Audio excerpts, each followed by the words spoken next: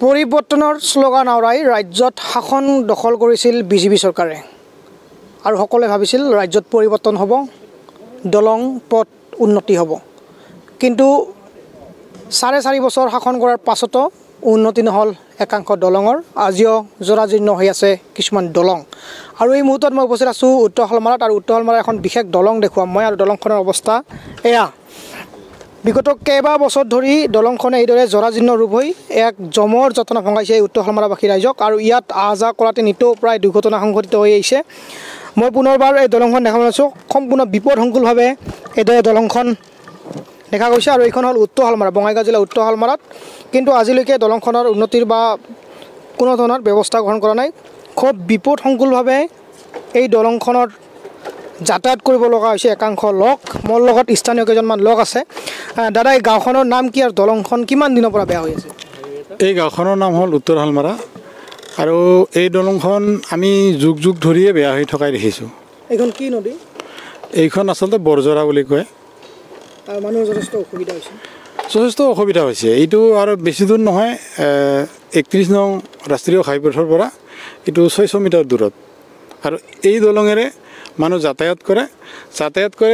এইফালে মালিপাৰা, তিলাপাৰা, যোগীপাৰা, ৰাভাপাৰা, খিলাগুৰিও এইটো ৰাস্তাৰে মানুহ যাতায়াত কৰে। কিন্তু এই বিপদসংকুল হোৱাৰ কাৰণে ইয়াত বহুত বিপদৰ সম্ভাৱনা থাকি যায়।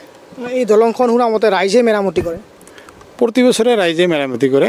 2 বছৰমান পঞ্চায়তৰ পৰা দিছিলে, কিন্তু এতিয়া আৰু দিয়া নাই পঞ্চায়তৰ পৰা।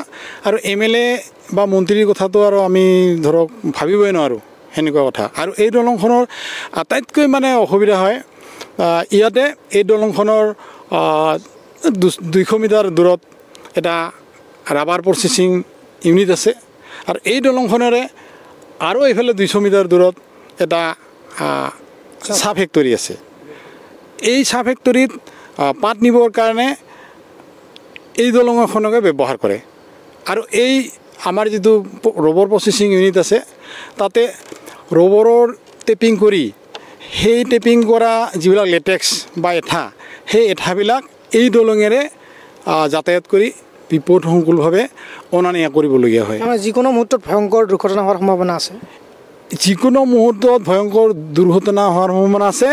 আৰু ভয়ংকৰ হোৱা নাই, সৰু সুৰা দুৰ্ঘটনা ইয়াত হৈয়ে থাকে। অতি লক্ষণীয় কথা যে এই দলংখনৰ দুয়োটা মূৰে দুটাকৈ উদ্যোগ আছে। আৰু দুয়োটা উদ্যোগত যিসকল আচলতে কৰ্মৰত লোক বা চাহপাত আৰু ৰবৰ উদ্যোগ আছে, আৰু যিসকলে চাহপাত বা ৰবৰ আনে এই দলংখনেদিয়ে আনিব লাগে। আৰু এই দলংখনৰ অৱস্থা চাওক, তলত বিপদসংকুলভাৱে পানী আছে আৰু ওপৰত এইদৰে ভঙা চিঙা দলং। আৰু এয়া হ'ল পৰিৱৰ্তনকামী বিজেপি চৰকাৰৰ প্ৰকৃত স্বৰূপ। ছবিয়ে মিছা কথা নকয়। আমি সেই ছবি দেখাইছোঁ। বিজেপি চৰকাৰৰ যি উন্নয়নৰ ঢাক ঢোল, সেয়া আচলতে কি, সেয়া আমি এই ছবি দি দেখাইছোঁ। মোৰ লগত আৰু এজন দাদা আছে। দাদা, চৰকাৰক কি আহ্বান জনাব বা বিধায়কক কি আহ্বান জনাব?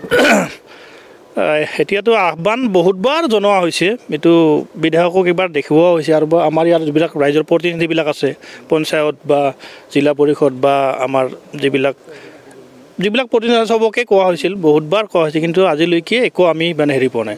এতিয়া তেখেতসকলক অনুৰোধ জনাইছোঁ যাতে তেখেতসকলে এই অঞ্চলৰ দূৰদৰ্শাৰ প্ৰতি লক্ষ্য ৰাখি যাতে এই দলংখনৰ বাবে স্থায়ী এটা নিৰ্মাণৰ ব্যৱস্থা কৰি দিয়ে, যাতে আমাৰ এই অঞ্চলবিলাকৰ আমাৰ দুৰ্ভোগীয়া ৰাইজে যাতে এই পথটোৰে সুগমভাৱে অহা যোৱা কৰিব পাৰে, সেইটোৱে আমি কামনা কৰিছোঁ।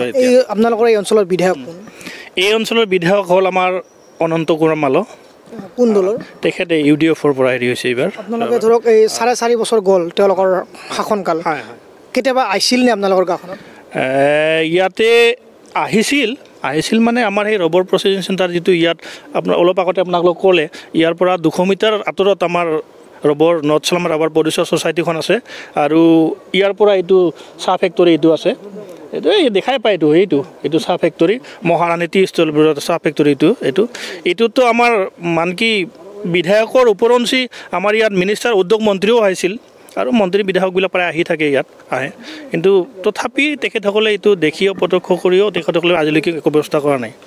গতিকে আৰু কি ক'ম আৰু আমাৰ দুৰ্দশা এনেকুৱাই আৰু এইখন তাৰমানে ইয়াৰ পৰা আমাৰ নেশ্যনেল হাইৱেটো বেছি দূৰ নহয় ইয়াৰ পৰা আমাৰ নেশ্যনেল হাইৱে চিধা আমাৰ 1 কিলোমিটাৰ নহয়তো যাব লাগে আৰু এই ব্ৰিজখনৰ কাৰণে এতিয়া আমাৰ গধুৰ যান বাহন যিবিলাক অহা যোৱা বস্তু যাতায়াতৰ কাৰণে আমাৰ ওপৰৰ লেটেক্সবিলাক আনিবৰ কাৰণে বা চাপ যিটো আনিবৰ কাৰণে এই ব্ৰিজখন জৰাজীৰ্ণ অৱস্থাৰ কাৰণে ইয়াৰ পৰা 2 কিলোমিটাৰ 3 কিলোমিটাৰ ফাকেৰে আমি ইয়াৰ ঘূৰিব লগা হৈছে মানুহ 3 কিলোমিটাৰ 4 কিলোমিটাৰ এনেকুৱা অতি গুৰুত্বপূৰ্ণ কথা গধুৰ যান বাহনটো দূৰৰ কথা ইয়াত সাধাৰণ মানুহে আচলতে যাতায়াত কৰাৰ বাবে চিন্তা কৰিব লগা হৈছে মই এজন ৰবৰ ব্যৱসায়ী আহিছে তেওঁ আহিছে দেখাম মই সেয়া আৰু এয়া হ'ল বিজেপি চৰকাৰৰ প্ৰকৃত ছবি আৰু এই যি বিধায়ক অনন্ত কুমাৰ মালো AIDFৰ বিধায়ক তেওঁৰ সমষ্টিৰ কি উন্নয়ন কৰিলে সেয়া প্ৰকৃত ছবি এয়া আৰু এইদৰে মই দেখাইছোঁ বিপদসংকুলভাৱে তেওঁলোকে ৰবৰ আনে ইফালে